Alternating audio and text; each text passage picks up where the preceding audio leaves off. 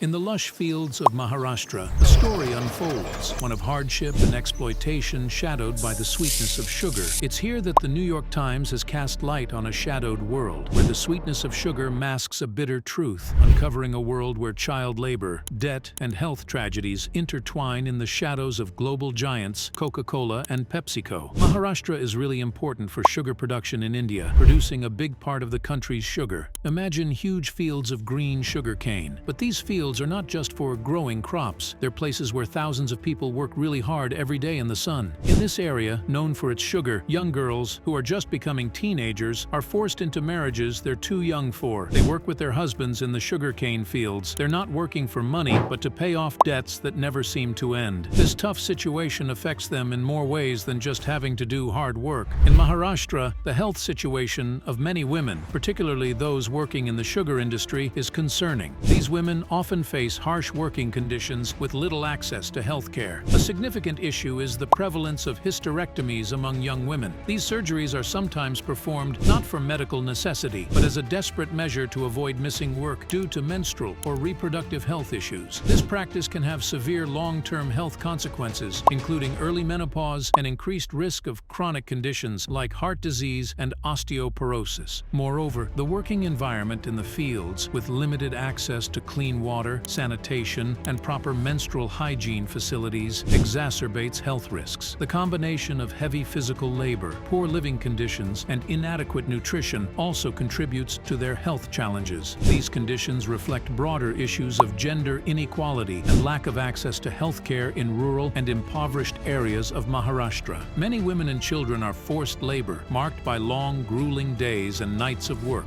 Lacking formal education, they are particularly vulnerable to exploitation. These workers, many of whom are young girls barely into their adolescence, find themselves entrapped in a system that takes advantage of their limited understanding of rights and options. Here, instead of regular salaries, the farm workers get an upfront payment from the mill contractors, usually about $1,800 for a couple, which works out to about $5 per person each day over a 6-month period. This old system, which has been around for 100 years, helps the sugar mills cut down on labor expenses. The consequences are harrowing: early menopause, heightened risk of diseases, and an inescapable return to the fields. This isn't just labor, it's a form of forced captivity, identified by workers' rights groups and the United Nations Labor Agency. But where do global MNCs like Coca-Cola and PepsiCo stand in this labyrinth of misery? Reports by their consultants in 2019 revealed children laboring in fields, workers entangled in cycles of debt. Yet sugar from these fields continues to sweeten their beverages, raising critical questions about ethical responsibilities and supply chain transparency. As the New York Times unveils, this exploitation thrives under a veil of negligence and indifference. Contractors, mill owners, and corporate giants, each passing the buck, while the cries for help from the heartland of Bede go unheard. In Bede, where 1 in 3 female sugar workers has undergone a hysterectomy, the cycle of exploitation spins unrelentingly. One local government report surveyed approximately 82,000 female sugarcane workers from Bede and found that about 1 in 5 had hysterectomies. Let's ponder, at what cost do our soda drinks come?